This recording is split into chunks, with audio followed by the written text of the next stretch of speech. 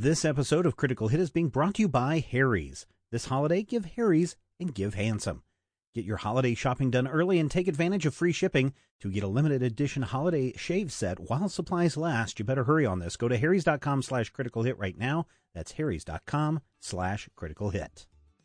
Hi, everyone. It's Steven Schleicher from Majorspoilers.com. Yes, Majorspoilers.com, the site you want to go to for all your comic book news, reviews, interviews, and, of course, the home base for everything Critical Hit, including the show notes, images from the show, and a whole lot more. I hope you've got a good weekend coming up and you have some things planned.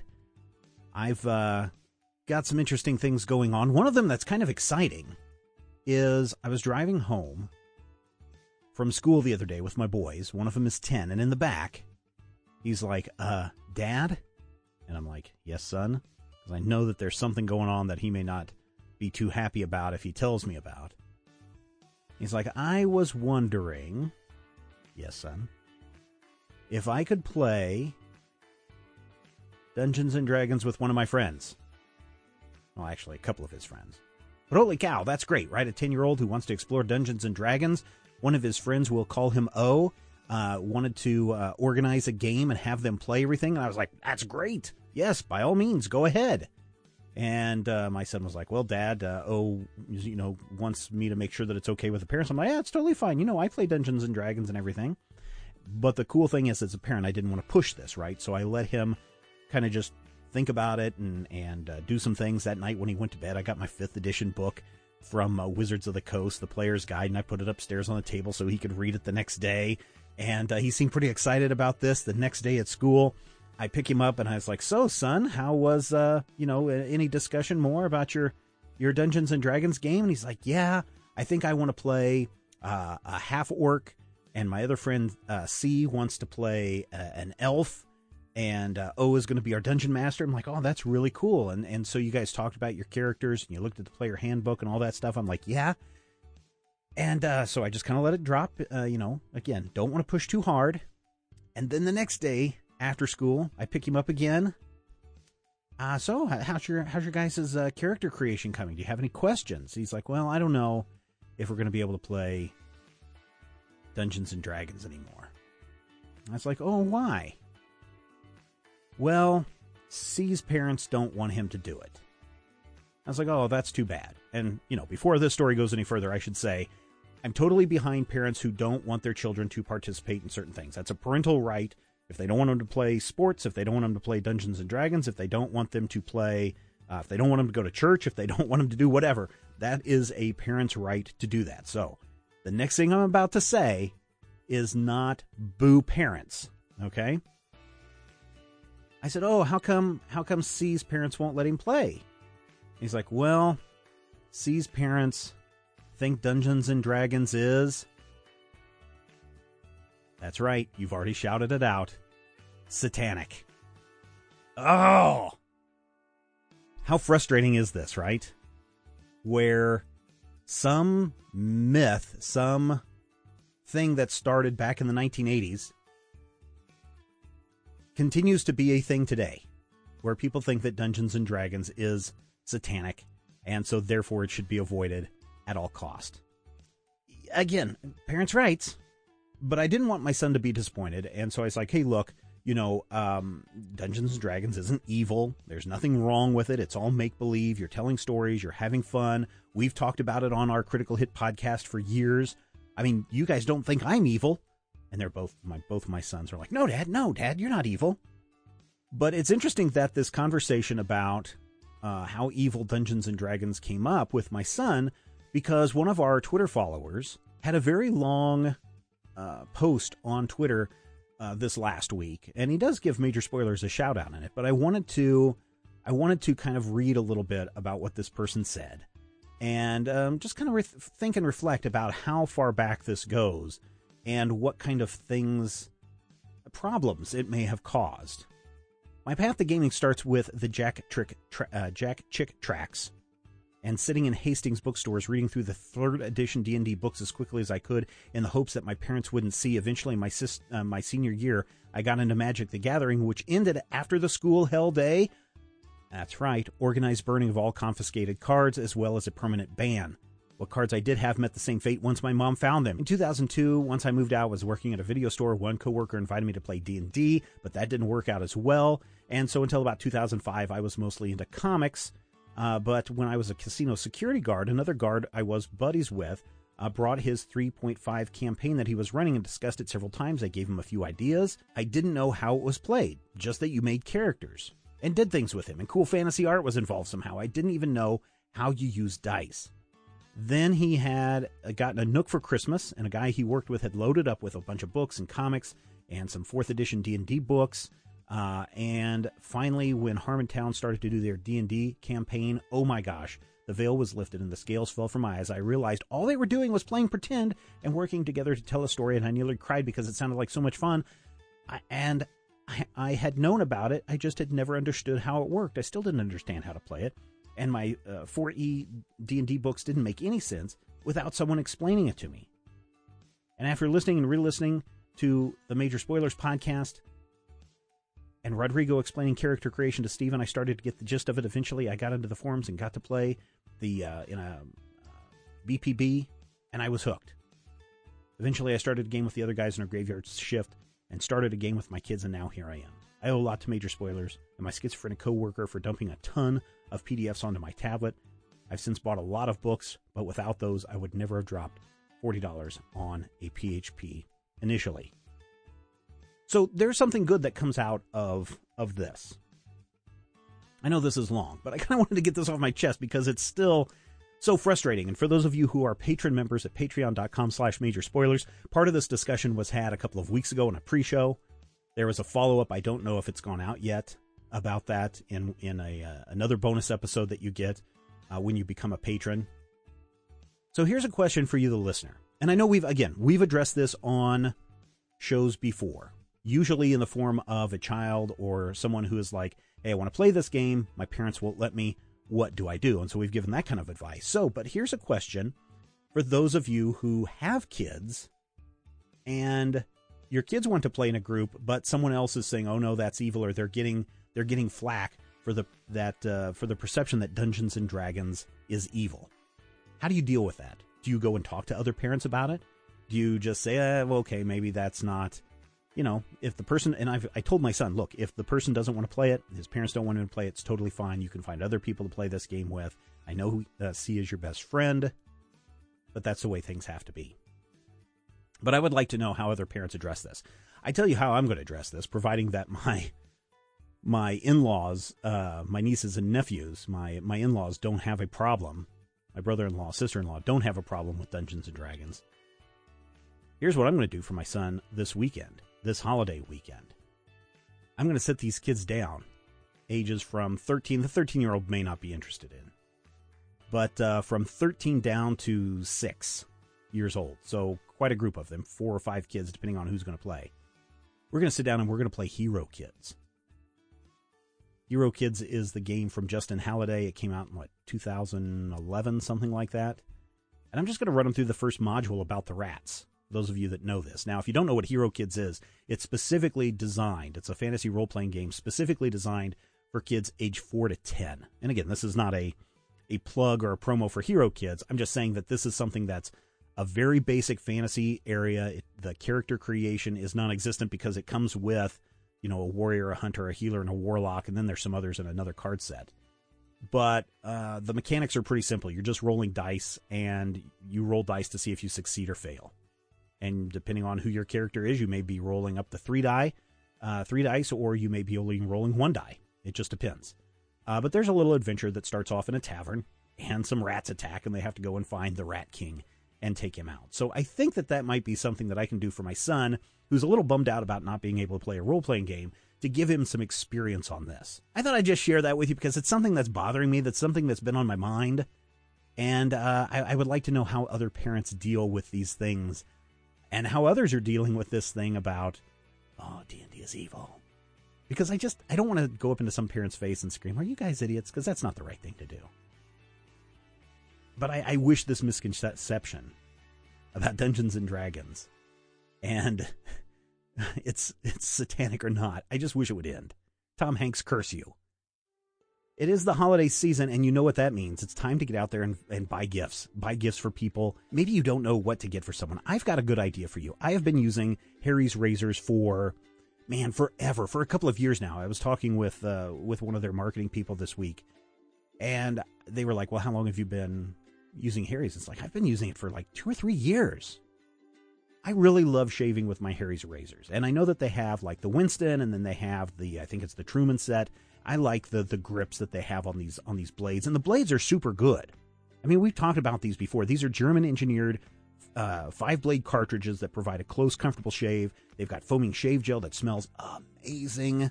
So I think Harry's would be a perfect gift to give someone, man or woman, this year. And Harry's has a special deal for you. If you want to do so, you can personalize a Harry's razor, get someone's name engraved right on the handle. That might be an extra special touch. And you can even find a specific color that's right. There's a nice green one, I want to say kind of like a blue and an orange. And then for the holiday gift giving, they have like this, I don't want to say, it's like a holly green color that just looks amazing on these razors. This holiday, Harry's is offering custom and limited edition shave sets, which make perfect gifts. The gift sets are really built nicely. They come with the German-engineered 5-blade cartridges, which I've already mentioned, the foaming shave gel, the special limited edition winter chrome and emerald green handles, which, again, are so cool. And you can personalize it with engraving for a few bucks more. So, no matter what you're looking for, Harry's has you covered.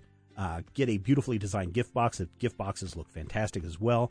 Gift sets start at just $10. And then depending on which one you go, it's a little bit more. And if you get engraving, a little bit more, but these make great stocking stuffers, and I think they're good. And, you know, if you're going to get the personal engraving, which I think is a nice touch, you don't want to wait till the last minute. In fact, some of these sets are going to go fast. And with the holiday season now upon us, you don't want to wait to get one of these razor gift sets from Harry's. In fact, as a special offer for our Critical Hit fans, we've partnered with Harry's to give you $5 off your order when you go to harrys.com/criticalhit. This offer is only available for the holidays. It is a one-time use only. This holiday, give Harry's and give handsome. Get your holiday shopping done early. Take advantage of the free shipping to get a limited edition holiday shave set while supplies last. And to get $5 off your order, go to harrys.com/criticalhit right now. That's harrys.com/criticalhit. Thank you for all the positive feedback that you guys have given us, and I can't wait to read your feedback regarding parents in D&D. You can send those to podcast@majorspoilers.com. And thank you, Harry's, for sponsoring this episode of Critical Hit.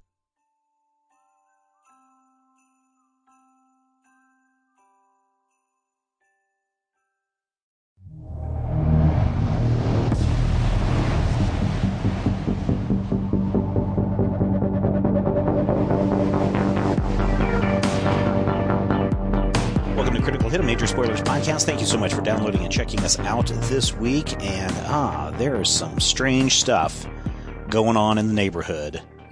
Who are we going to call? Good question. That is a good question. Let's find out as we dive back into this Urban Shadows tale. Brian, what's going on in this town where people are dying left and right and bodies are piling up in the morgue? And my God, I'm too old for this stuff. Yeah, there's definitely been a rash of deaths recently. Some people have been found dead and drained, and some kid gets his throat punched in during a party. It's been a rough couple nights. Only half of that was caused by the party. Thank you. And in my defense, it says right here on my character sheet that I'm volatile. Mm-hmm. I'm just playing the game. I see. All right. That's what I marked, too.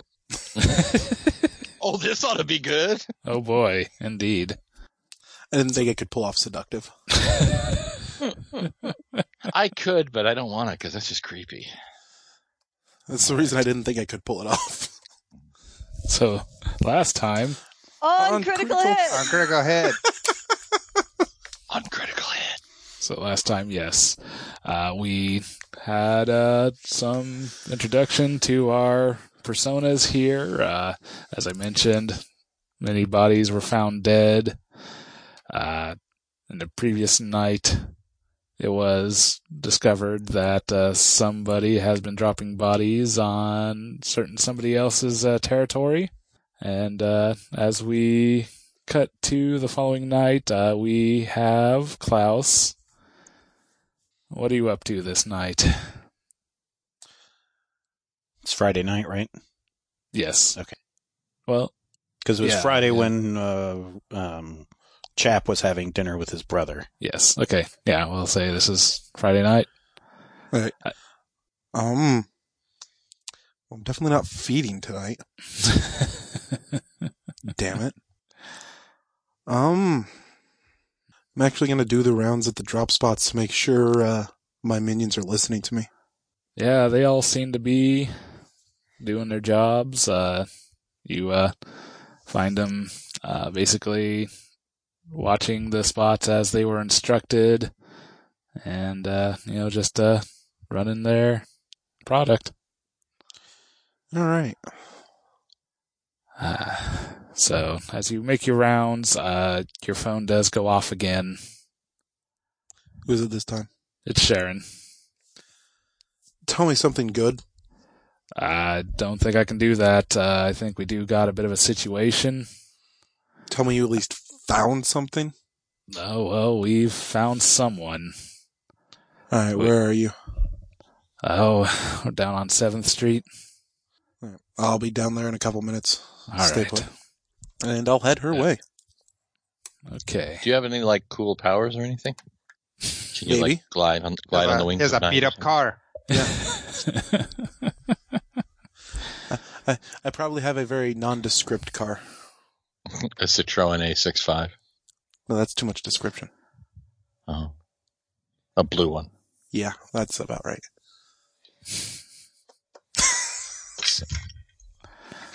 So you make your way downtown, and basically as you get close, Sharon kind of flags you over. Mm-hmm. And as you pull over, she leans down. It's like, we found someone dealing in our territory. Oh. Wanted to see how you wanted to handle the situation. Let me approach them. All right. So she points you towards this house party. Mm-hmm.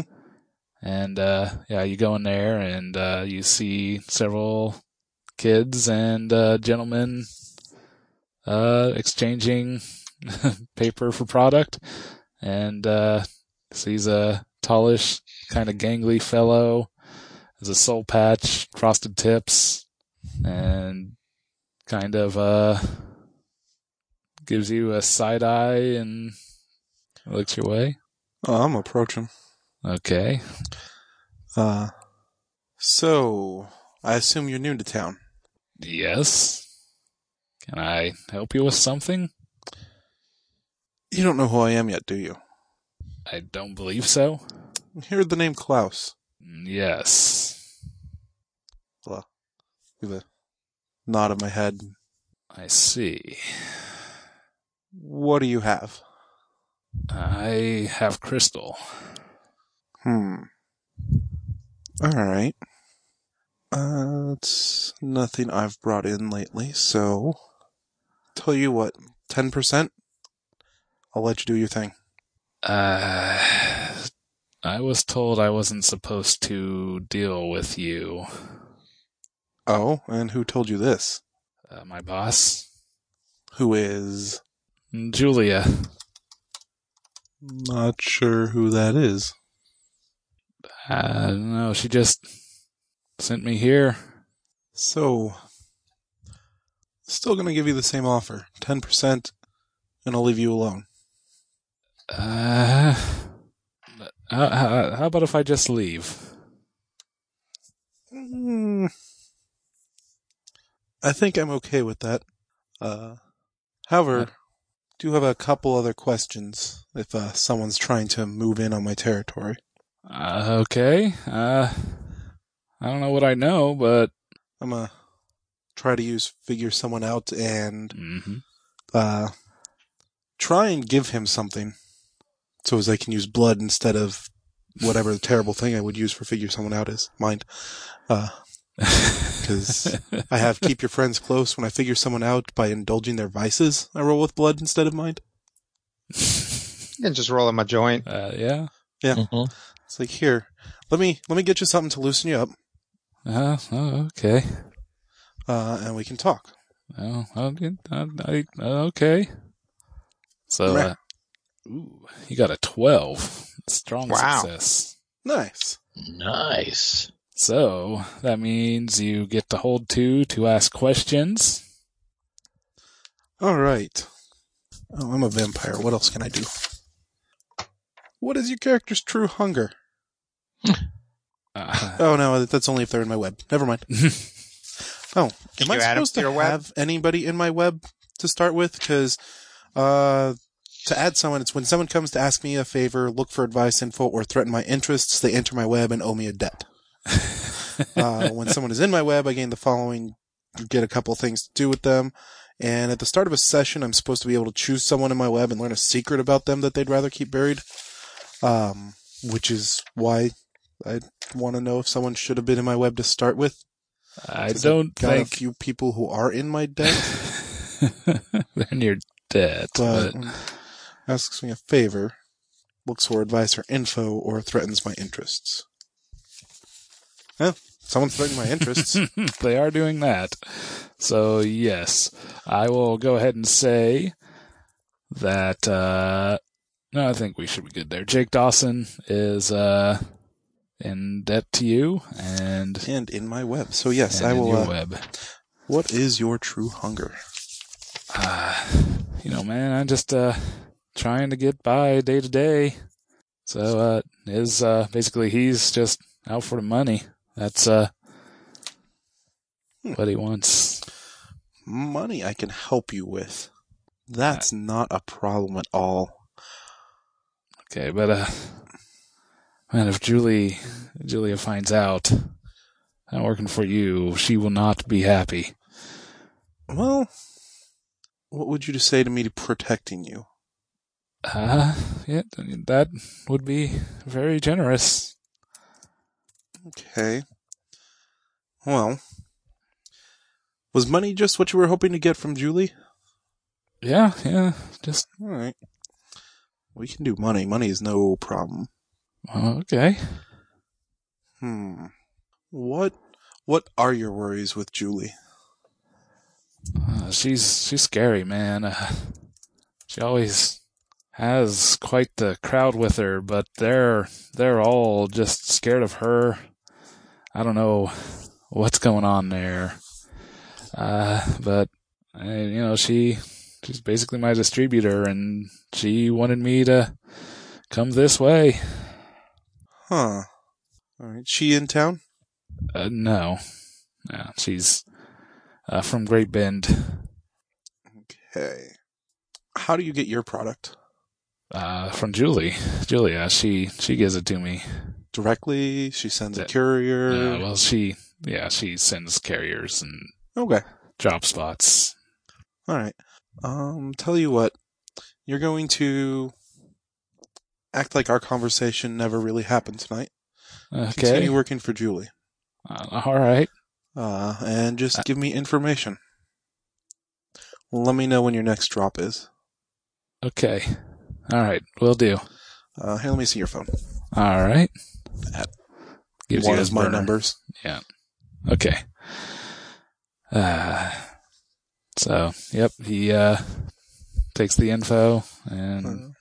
Also, I'll pass some of my product off to him. Oh, okay. Sell it, use it. I'll collect profits later. Okay, I'll I'll see what I can do. All right. I will let him be. Okay. So he goes back and mingles and continues to distribute information and product. Okay. Hey, Rob. Yeah. Do I owe you a debt? You don't owe me a debt. I'm pretty certain I owe you a debt. I don't think we ever... I don't know that I wrote that one down. Which one was it? Do you remember? It would have been one of yours, because I owe Steven 2 because he makes sure I get fed regularly. Boyfriend relies on you for the fix. Yeah, the boyfriend relies on me for the fix, and my sire is Drake. Drake, okay. Let's not get that wrong. So, the Tainted. Yeah, so protecting someone from a dark power, that's Ian. Someone's trying to save you, that's our NPC, and then I have my demonic patron, so... Yeah, no. Okay. So we probably discussed it and ended up going with the... Okay. Do I know Klaus? Maybe. Depends on how underhanded the dealings you are doing. Oh, they're super underhanded.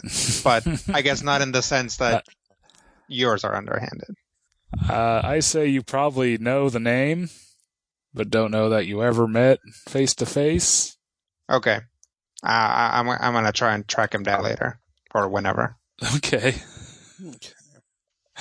I mean, yeah, if we want to actually cut to you. I don't get... Do what? I was going to ask if I got 2 debts off of that, but no. No, I think I'll just go with the one. Threatened my interests is now under my protection. Yes. Protection. Giant air quotes. Yeah. We'll see how that plays out. Well, what was her name? Sharon? Yeah. I'll go tell Sharon, pass the word. He's okay. One of our guys runs into him, he's got some of the stuff. He's answering to me. All right. And give her, it's someone out of town, Julia. Let me know if you hear anything more about her. I'll see what I can find. In fact, I might hit this. Yeah, can I put a face to a name? Yeah, sure. This move lets you establish a history or learn someone's reputation upon seeing them or hearing about them for the first time. So, you only roll this move the first time you meet someone new or hear a new name. It's not something you can trigger later when you sit down to really think about the person. So, yeah, I go ahead and roll faction. It would be Knight. Okay.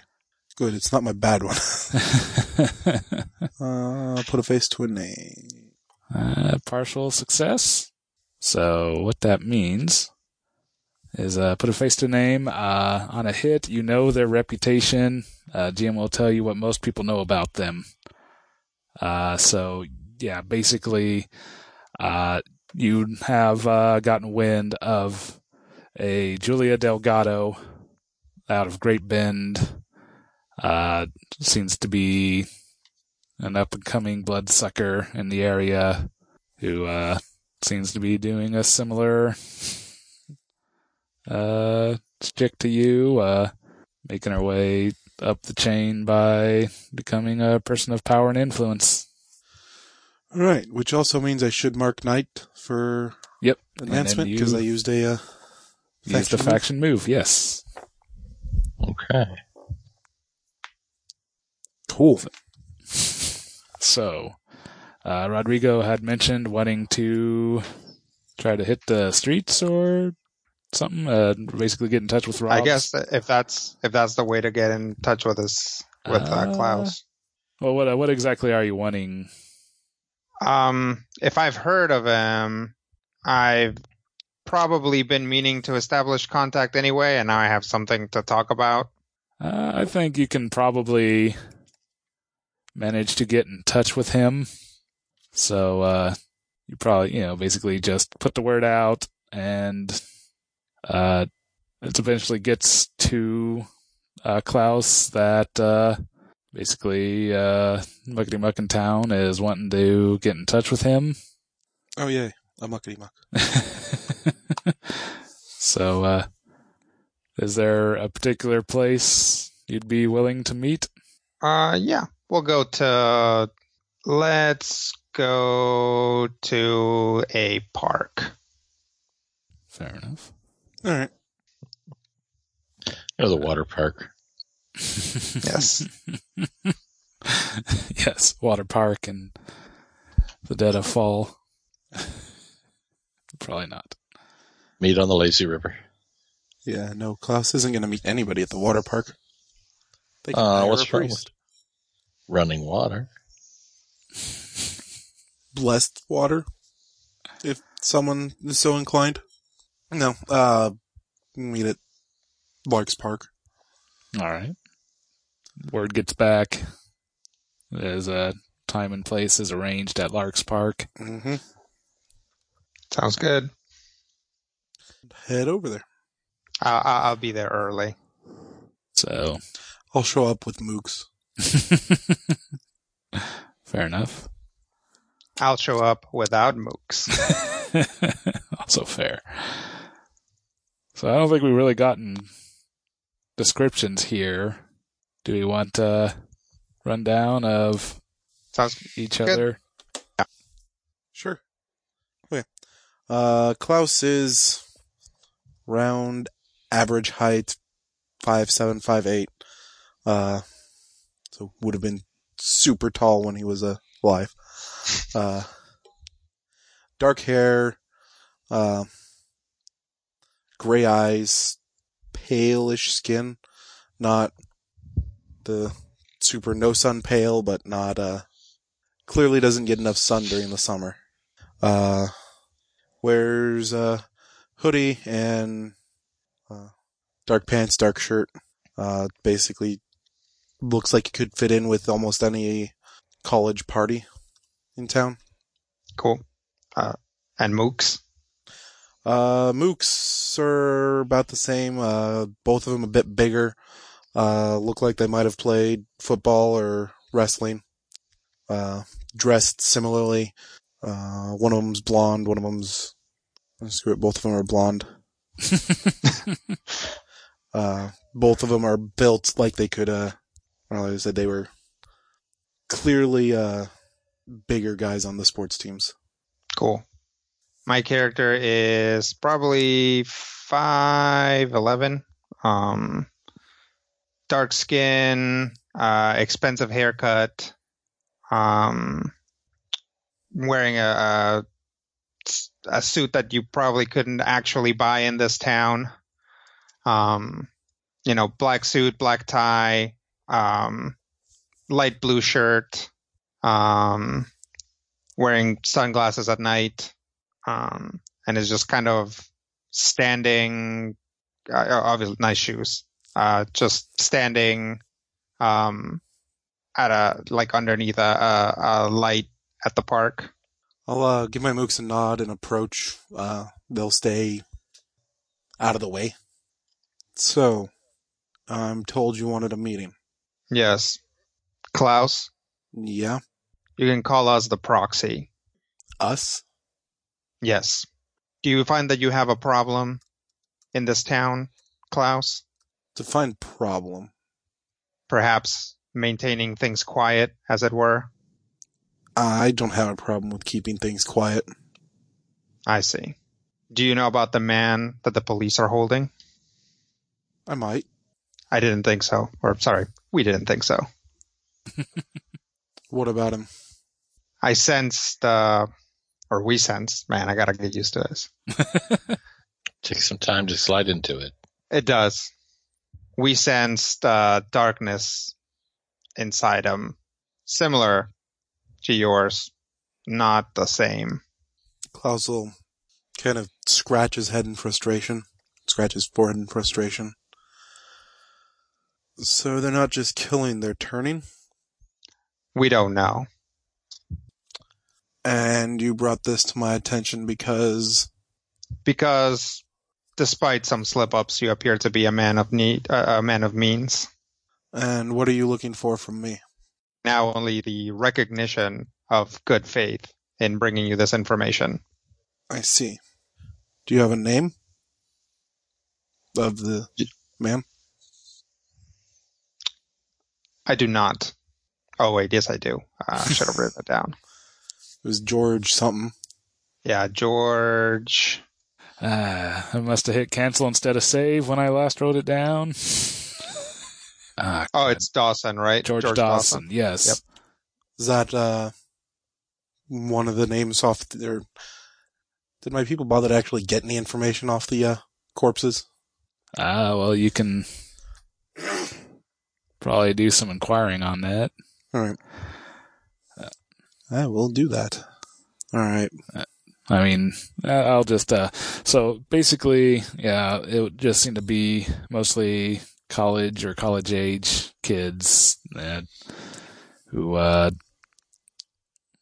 basically found killed and drained, and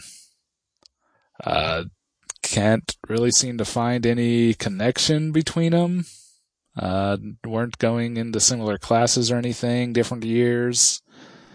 One of them wasn't a student and just a townie. So yeah, no, police are baffled and a little on edge. They're afraid that it's, like some kind of serial killer cropping up and... Yay. So that wasn't one of the names of the three, though? George? No, that was not. All right. From what I understand, it's not any of my people. I see. Do power struggles occur often amongst your kind? Depends on the area. Hayes has traditionally been secluded enough not to have to deal with anybody else of marked ambition. I see. I'll pull out a calling card, like a business card, and it actually just says Chap Anderson on it. I'll hand it to Klaus. It is in our best interest that things remain stable and quiet. If you find that a power struggle is brewing, give us a call, and we will help. What's your company's interest in this area? Well, our day job is interested in agriculture. Our nighttime endeavors are interested in a different sort of farming. Certainly something that you might not have anymore. And just kind of generally point at him. I'll pocket the card. We'll talk. That is all we ask. Back up and turn to head away. Yep, me too.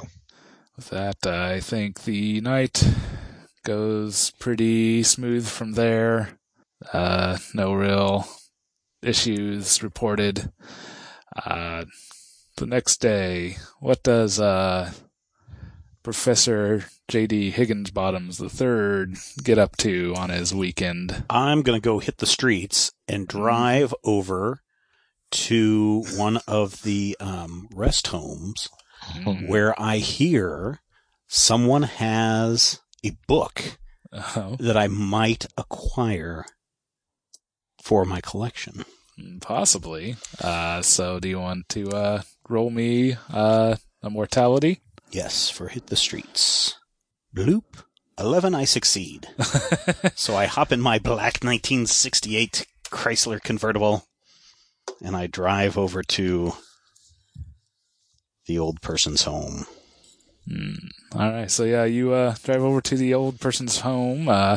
You meet an elderly lady who basically is trying to get rid of some older stuff. She basically has an old book that was her husband's. She's got a number of old books, but she's just trying to unload some stuff, and it's basically a treatise on dealings and conversations with fae folk, and she just finds it silly rubbish and is willing to pass it on without much issue. Yes. Well, thank you very much, ma'am. I pull out my smartphone and I'm logging into a particular website that those of us who are part of the network know, and I start scanning through to see what the current value of these books are. Well, you can get a pretty good value. It is by a known author who's definitely ended up having quite the reputation within the court, despite being mortal born. So with his early treatise there, you're able to... Well, thank you very much, ma'am. I just happened to know a good place on my shelf for these books. And I thank you very kindly for your time on this fine, beautiful fall Saturday morning. Oh, no problem. I hope you have a good read. Oh, I think these will be an excellent read. So I get back into my car, and as I do, I punch a button on my phone. Whoever the person is. Hello, it's me, J.D. Higginsbottom, the third. I just so happen to have that book you were looking for. No, she only had the one. No, I don't. No, I'm sorry. The trail is dead for the rest of those books. Oh, well, I certainly would be interested in acquiring that.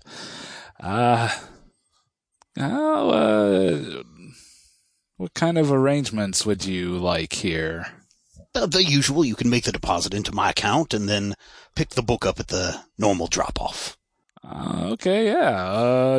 Sure. I will send the cash if you give me that. And so you make the shipment to John Qureshi. John Qureshi, huh? Little does he know I've kept the best books for myself.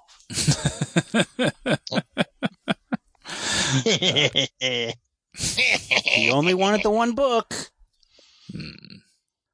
So you managed to do a pretty good day's trading and make a good deal of that. And all I had to do was walk around in a building with smelly ointments.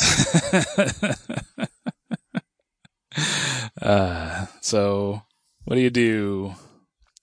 I'll probably go treat myself to a nice lunch after I see the money has been deposited. Mm-hmm. And then I will go and put the book at the location down in downtown. There's areas that the buildings are waiting to be occupied, right? There's a lot of empty buildings. They've been restored, but just can't find tenants at the moment. And down one of those alleys, there's a little, inlet where someone's supposed to park their car, right? Mm-hmm. But right near the base of the door, there's a big loose section of brick. You can just swing that open, put something in there, close it up, and no one is any wiser. And that's the drop-off point for the book. Nice. So I mark the mortality faction. Is that what I do? Yeah. Because of that? Okay. You successfully hit the streets. Yes. And you have to successfully. No, it's since you hit the streets, you get to mark that, and you enjoy a pretty profitable day. It is a pretty profitable day. These books cost quite a bit, and now I'm going to go back and potentially do some research onto this and go online into the Arcane Network and see if there are potentially other buyers interested in the rest of the collection or portions of the collection. Of course, after I read them and scan them for my own use. Oh, yeah. I mean, you definitely get some interested nibbles there. For the most part, you I think you successfully do some wheeling and dealing, and I think you do a good job of Then afterwards, it's time for the football game. Faculty are expected to go to the big game during the day, which is fine, because while I'm at the football game, I see students and I do my waving and the shaking of the hands, and I see which ones seem to be, there by themselves, try to talk them up a little bit, maybe get their names,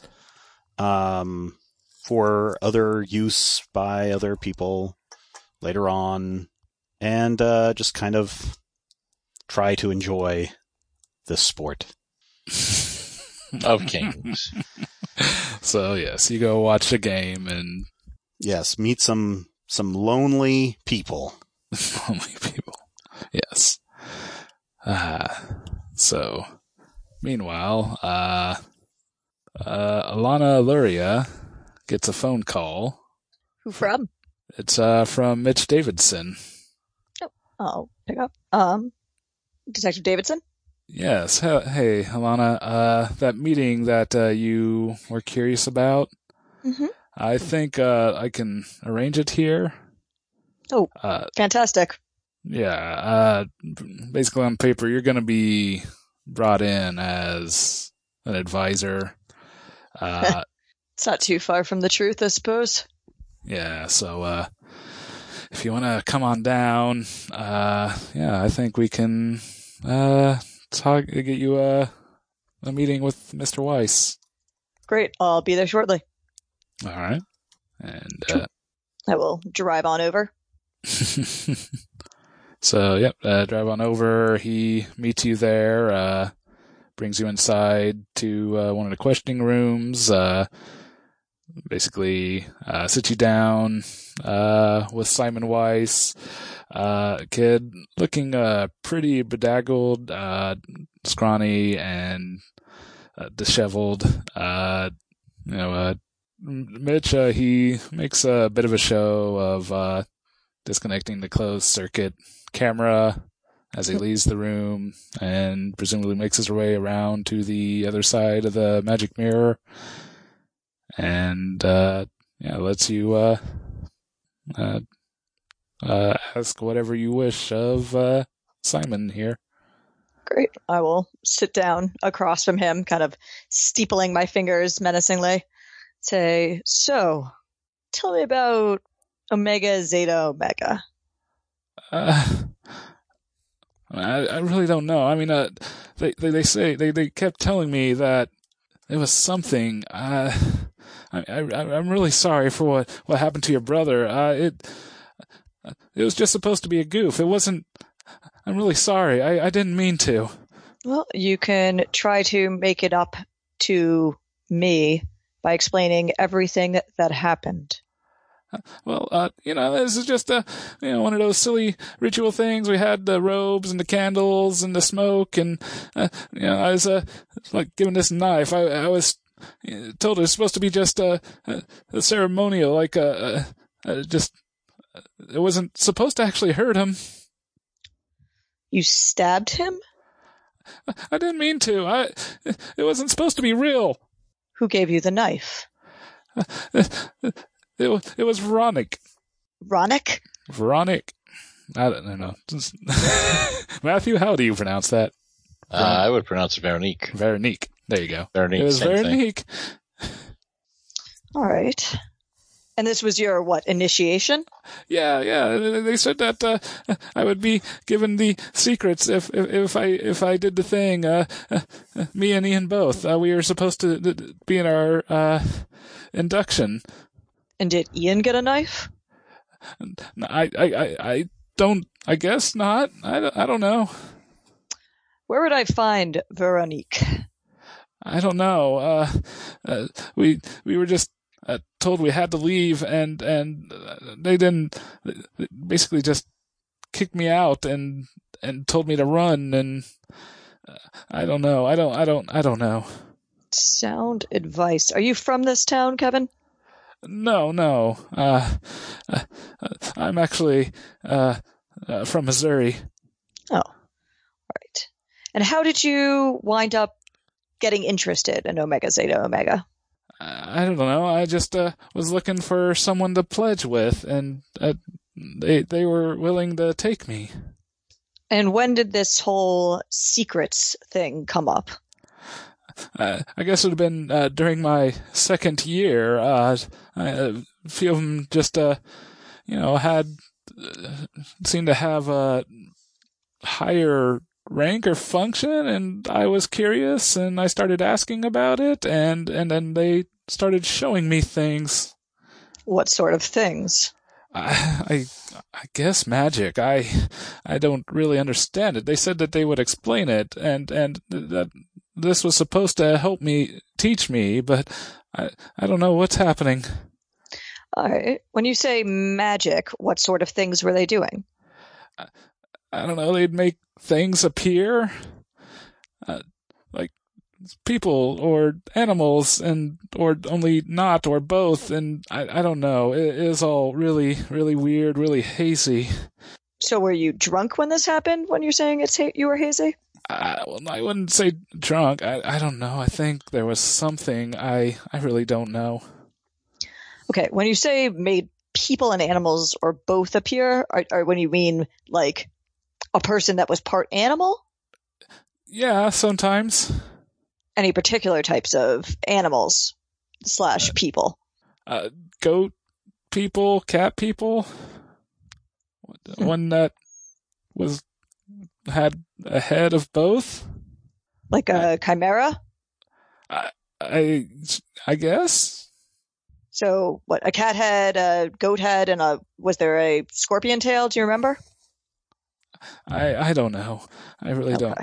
And did these things do anything? Were they illusions, or did they interact with you? Could you touch them? I didn't touch them. No, the elders, I guess. They're not that old, but they would refer to themselves as the elders. They would talk with them, and I really didn't understand. I wasn't sure if it was even English, but some of it sounded English. I didn't know. Do you have any idea what other languages they might have been speaking? I don't know. I'm not a English major. I was just supposed to be an art student.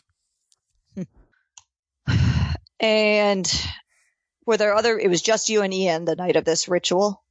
Well, me and Ian were the only ones being initiated, but Veronique and Lydia were both there. Lydia. What can you tell me about Veronique and Lydia? Well, Veronique is basically the head elder, and Lydia, I guess, her second in command? So this is a co-ed organization? I guess. I mean, they seem to be the only women, but I don't know. I didn't question it. So it's a fraternity, and then these women, did they live there, or did they just come for these specific types of functions? Yeah, they lived there. They had their own rooms. And they were students at the school as well? I think they were older than that. I don't know. Graduates? I think so, yes. Do you have last names for them? I really don't know. They really didn't like me asking too many questions. I tried to get them on Facebook, but they would never tell me. And when they brought these, you said animals and people, when they brought people, were they specific people? Were they people that you knew, or? No, just people that, I don't know, just that they appear like the other people. And I don't know, I kind of thought they were just, messing with me, but I don't know, I really don't. I don't understand. Were there special effects? Did they draw circles, or did things appear out of flame? Yes. Yeah, there's always flame and smoke and lights. I don't know. And the night that you stabbed Ian, were there also flame and smoke and lights? Yes. It's all just so blurry. So, I guess before that night, had you been having any problems with your memory? I don't know. It's so hard to think. Can I try to figure out if he's like actively under the influence of a spell? Yeah, let's see. Trying to see what would be the best way to do that if this even. Yeah, I know. I couldn't figure out like a good move for that. That's not a figure someone out. I guess it could be figure someone out. Yeah. Just pulling the strings, maybe. Sure. All right, so let's roll mind. Nope. So that was a 6, which is a miss. And again, yeah, I'm not in his faction, nope, so. No, he is, not quite power, so. Let me look at I don't see any penalty for a miss on that one. Nope, there's nothing specifically for the move itself. As you start asking, as you're asking these questions, he's getting more and more frantic, and eventually he just kind of just stops and freezes, and you see his eyes cloud over and black. Ooh. And he head tilts back down to face you directly, and you hear a different voice say, "Stop asking him questions." Should I ask you questions instead? No. You should forget any of this. I can't do that. Then we need to stop. And with that, he bursts out of the cuffs and lunges at you. Oh. Sweet. So what do you do? He is in a locked cell. Yeah. Right? Like he's in an interrogation room? Interrogation room, yes. I guess I don't have a hold right now, so... Or do I walk around with any holds or anything like that? No, not unless you generally have to have something that triggers holds. Sure. All right, then. I'm trying to look at what my options are here, because all my good combat stuff involves having holds, which I don't currently have. I guess I could... Pop him one. Crack him in the face. How do I channel? There we go. I will basically then just, as he lunges, I was on the other side of the table, so I will like back up to the corner of the room and try to begin channeling. All right.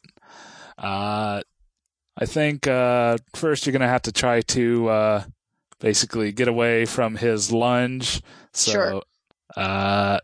So is that like a keep your cool? Because it would be a situation I want to avoid. So, yes. All right, sounds good. Just making sure, yeah. I'm good at that. Succeed partially. All right, so with a partial success, on a 7 to 9, MC tells you what it's going to cost. Let's see. What do I want that to cost you? I don't know. What does the horrible demon possessing want from me? It's going to eat your nose. Oh, I know. I know what it should cost her. Oh, okay. In the process, he should like just mess up the interrogation room, so it'll cost her a debt to the detective. I like that. Yeah, I like that. That's cool. Yeah. So I will note that. So yeah, like I get on the other side of the table of him, but he like just smashes the table in half. Yes. Sounds good. But yeah, so I said that'll be a cost for that, but you'll be able to attempt the channel. Cool. Exciting. Yeah, it is. And you rolled a 12. Dang. So you get a strong hit with the channeling. So on a 10 plus, you get to hold 3. Mm-hmm. And so yeah, you hold 3, and let's see, and I have the focus is that I actually, when I use channeling, get an additional hold. Okay, there you go. Hold last until you spend it. You can spend it to cast any spell you have as per the spell's details. Cool. So as he basically kicks the remnants of the table out of his way, he starts making his way again towards you quickly. Yeah, so she will make a gesture with her hands and unleash with elementalism. So I'm going to try to freeze him in place. Okay, so go ahead and roll Unleash. Yep, and I'm spending 1 hold, which allows me to roll Unleash based on, I believe, Spirit, as opposed to the much worse version of Unleash that doesn't involve my spirit. Blood. Yeah. So I don't know, where do I even have that written down? Well, it's the same stat, so I'm just going to roll channeling. All right. And you'll know that it's actually Unleash. Nope, but I miss. Oh, boo. Okay, so I'm going to say he basically lunges and hits you and grabs you by the throat and just starts squeezing. Go ahead and take a harm. Okay. Then as he is squeezing, she'll just say, another time, I think. And, but, it's gasping that out because he's squeezing her throat. And then she'll spend another hole to teleport herself out of the room. And so, yes, which way do you teleport? Towards like wherever the detective is waiting for me. Okay, so yes, you teleport in there. You see a very shocked David Mitchell kind of look at you and look back in the room and see what's going on. And as the being starts banging on the window, cracks start forming, and he finally like shakes loose of his shock and kind of runs out of the room and basically bursts into the next one and is able to stun the being, and he drops. And I owe Mitch so much. yes, and basically tells you just get out of here, just go on. Okay, handle him obviously very carefully. Yeah, I'll look more. Yeah. I'll try to figure out more what happened to him. I'll make sure he gets to basically solitude, and we'll keep watch on him. I get out of there. Okay. How do I get rid of harm? With one harm, I believe you can just heal that after a day. Says you heal about 1 harm per day naturally. Yeah. Okay, cool. So try not to get strangled by a demon again today, and then I'll be good. Yeah, pretty much. So if she were to get strangled by a demon again today... Yeah, then basically she'd just have to keep knocking off harm. Basically, the worse it is, the longer it will take to heal. But the worthless boyfriend may be able to heal. That's true. That's one of that would make him worthwhile, though. Yeah, impossible. So does any of that count as, say, an advance on either mortality or wild? I'll go ahead and let you mark mortality, basically as... You were dealing with the puppet? Yeah. Cool. Mm-hmm. Yep. Oh, I got a question. Mm-hmm. We didn't, roll at each other, but does my scene with Rob count towards marking? Yeah, I'll let you mark that, too. Spiffy. Okay. I assume the same? Sure. Yeah, I would assume it goes both ways. We're playing a little fast loose with those rules, but we'll, for the sake of this game. All right. Hopefully everyone is appreciative of that and understands that. Why don't we take a break this week and give everybody a chance to catch their breath after that demonic possession there, and hopefully Sam's character can catch her breath. Her throat may be sore for a while. Yeah, we'll be back next week to continue the adventures here in Haze and see what lurks in those urban shadows. And until then, here's hoping all of your dice rolls are critical hits. This podcast is copyright 2017 by Major Spoilers Entertainment, LLC.